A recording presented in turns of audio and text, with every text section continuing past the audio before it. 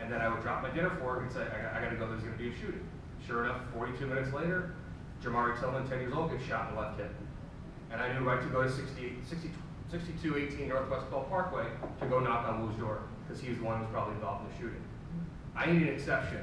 This is more to Mr. Shaw as well. We need an exception to the warrant rule. I don't want to criminalize kids anymore, but I do think that we should be able to have contact at the door with kids 15 minutes before there's a shooting. All of these kids know kids. I know kids in every neighborhood, white, black, and Hispanic. You guys all know who's holding a gun, who did what. You guys know better than the detectives, better than your parents. We need an exception to that. It's a handgun problem in Miami-Dade County, and too many of the kids that I had, on Monday they got shot and were a victim, and on Wednesday they were defended because their neighbors didn't get involved, because we don't enforce slumlords putting cameras in their developments. We spend money on protecting against littering in the city of Miami, but not against kids' lives. And our priorities are not triaged correctly. This is something I'm obviously very passionate about, but the best practices for Miami-Dade County are not what the national conversation is. You can ask Dr. Dorothy, between January 1st and December 31st of any year, we have as many kids shot in Miami-Dade County as got shot at Parkway. From 2012 to 2016, I had anywhere about 385 on average people shot. Do you know what our solve rate is right now? 9%. 9% of shootings are solved in Miami-Dade County right now. That tells the kids, nobody cares. That tells the kids, nobody's looking out for me. And it used to be a reckless disregard for other people's lives, it's a reckless disregard for their own now. So you got somebody that's gonna go up there and bust a butt for you. So now I'm saying the easy question. So now it's a hard question. So each of you in your respective places, I'm going to start with the Lieutenant Governor because yours is a little different. But for the other folks, well, yours is different too. No, wait a minute. Next session, and for you, you're because you're also running for mayor. You can't talk about campaigns here, but if we did, you're going to run for mayor. What will be your first act as mayor? What will be your first act as attorney general? And for the legislators, what will be the first bill that you file? And then for the lieutenant governor, what is the one thing that you would have liked to see done during your term, during your tenure?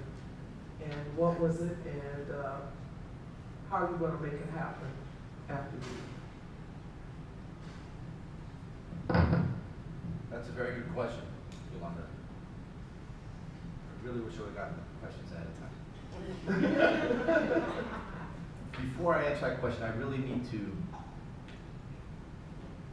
compliment soon-to-be Senator Pizzo, because I clearly don't have as much experience in the issue as he does, but the few times that I have visited these communities that have suffered these shootings, the things that he spoke about are exactly what I was hearing. That people's front doors in Liberty Square, they said, everybody knows who did it, everybody knows it's on Facebook, social media. These kids who have very, very undeveloped egos, because they're very young, and they act out, I think, and clearly it's not about banning guns or making a law against guns, because every one of these minors who has one of these guns is already breaking a law about guns. So creating another law is not going to solve that problem. And I really think it was refreshing, and I really need to compliment you for breaking it down and being very frank about it. And I look forward to seeing your future efforts on that. As far as, I'm the only one here who's not going to be in elected office, most likely, come January. Guaranteed. Actually, I will not be in elected office. My term is up. It'll be almost 15 years. Seen good things, seen bad things in politics. Probably a little more cynical today than I was when I was on the side of the equation that Dottie's on right now. But what I look forward to being is a dad. And the things that I wish I could have changed, I can't. The first steps that I missed because I was traveling, I can't get that back. The first tooth that fell out that I missed, can't get that back.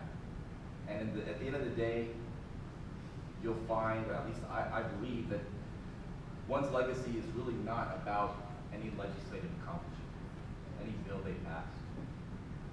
One's legacy is about the little human beings that they are raising to take our place once we leave this earth.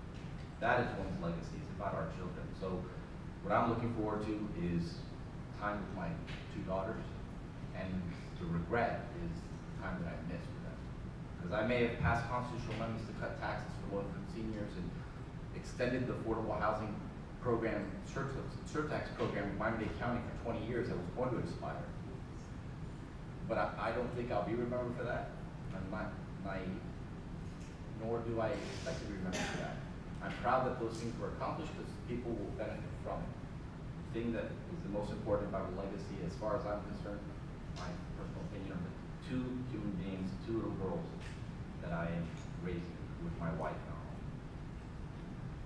Well said. All right, so, we started. So my question is just what would I like to pass? What's your first bill that you're going to file? Okay, so I'm all strategic about stuff. I don't know the first one, but I'll give you my top 3 that I would really like to put up, and it just She's depends gonna on. be so much Listen, trouble. I'm out of trouble. Listen, lottie-dottie, I like to party out there and stuff, but I do sometimes cause trouble, but I don't bother nobody. So, 3 things I'm really passionate about: education, right? I want everybody to have access to a quality education regardless of what zip code you live in. And that's just not the case right now. And when I unpackage that, right now we have a dichotomy in our public education system with what's going on with public education and various other kinds of schools, be it charter schools, private schools, etc. I'm not anti any of those schools. Those schools are cool. And I'm all about you having access to figure out what's the best school for you and your child. But there needs to be some parity. So at the end of the day, what's important is that our kids are being educated, right? That they get a quality education wherever they're at. So public education has all these requirements that apply to them that don't apply to a lot of these other schools. Whether you're talking about teacher certification as a basic thing, some of the charter schools are amazing, and some of them are not amazing at all, and the kids are not being educated, and they're just taking money from the public education system, and nothing's happening, and there's no accountability. So I need some accountability in that system. So I need some certifications happening. I need for the money that follows these kids when they leave the public education system to be dispersed in increments as opposed to all at once, just in case you decide you want to shut down after a month or 2, because you're not going to get all that money, and I don't care about the interest, you're just going to have to forego the interest. And I can get into all the details, but the point is, I need you to have access to a quality education because I know the value of what a quality education does for interrupting the cycle of poverty. I know what it does for giving you a hope and a future for what you can do with your life. And it doesn't have to be a college, it could be a technical school. Whatever it is that takes you to the next level of what God has created you to do, I want you to have access to that. Does that make sense? So that's one thing. Criminal justice reform, we talked about it kind of generally, but there are a lot of things that exist right now that are just stand your ground, which disproportionately impacts communities of color in ways we can't even begin to comprehend fully. And as a lawyer, I understand the impact of a lot of these changes that have evolved over the past couple of years beyond just the politics. Like when you have, whether you're talking about a Trayvon Martin or other cases where stand your ground should apply, but it doesn't quite apply because your skin happens to be a different color, they see it a different way. And how these laws are applied in very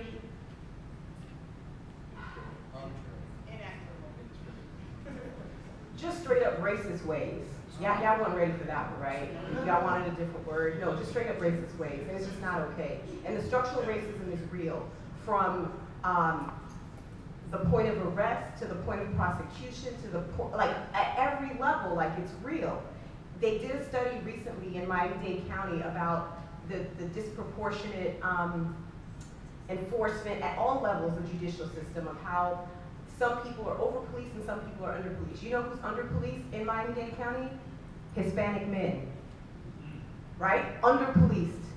White men and white women are policed at about appropriate levels for their proportion in society, but Hispanic men are not. Hispanic women they're on the same side as black people, which is really interesting if you think about it. But anyway, that's a side note.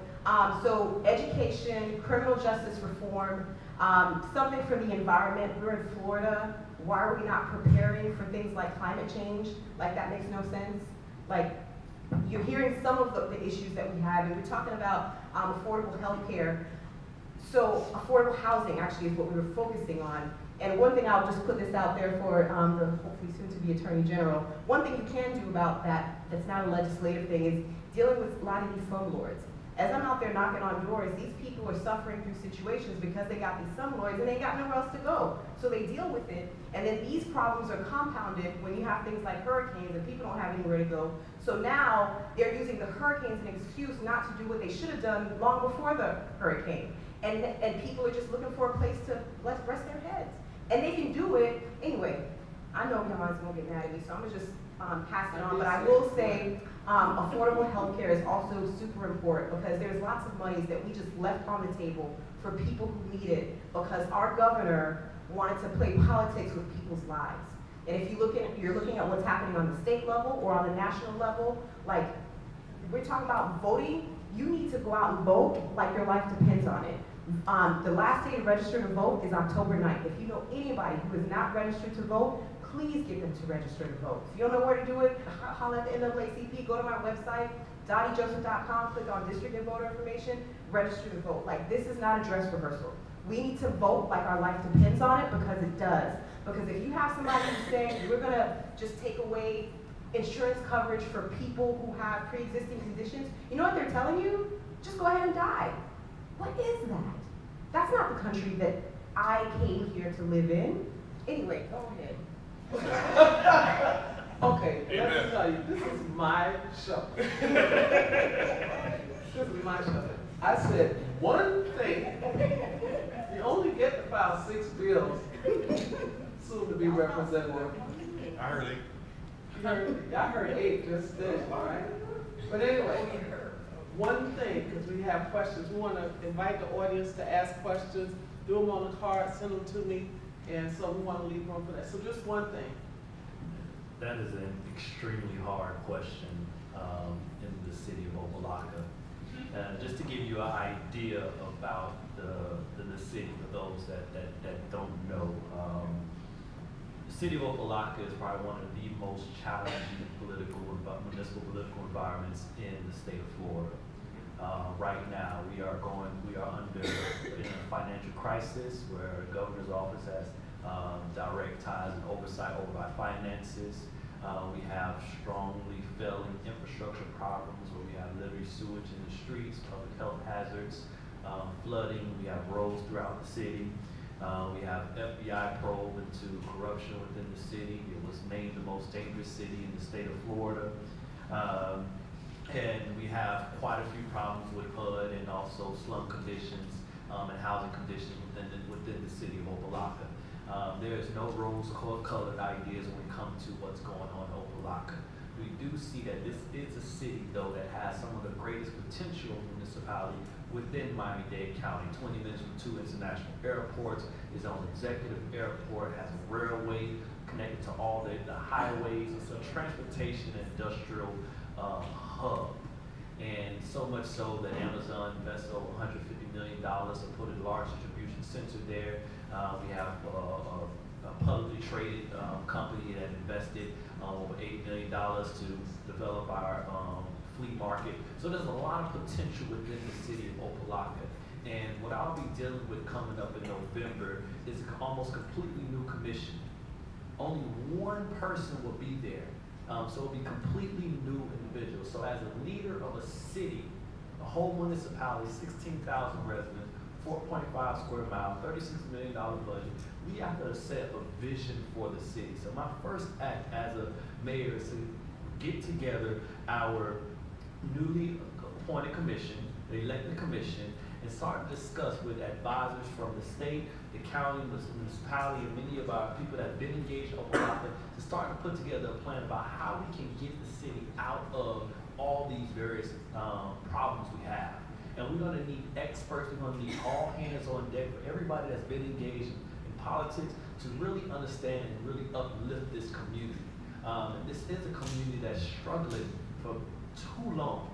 So that's the number one thing, is to put together an advisory council.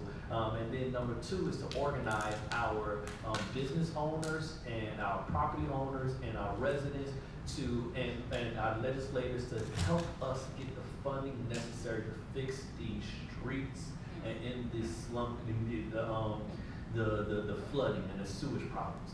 We as a small city cannot afford it to do it ourselves. So we're gonna need the state from the governor, we're gonna need assistance from the governor's office, the state and the county to assist us in making sure that the people within this area have the ability to drive home, not have to wade through water. Students can walk to the school bus without having to try and jump over huge puddles with literally feces in them. So this is a huge problem that we have to tackle, and unfortunately, there's no one else to do it. So that is what we're doing, and that is our focus, and that's why I believe an advisory council is the number one focus. We got to get all hands on deck and on the block. Thank you. One. That was great.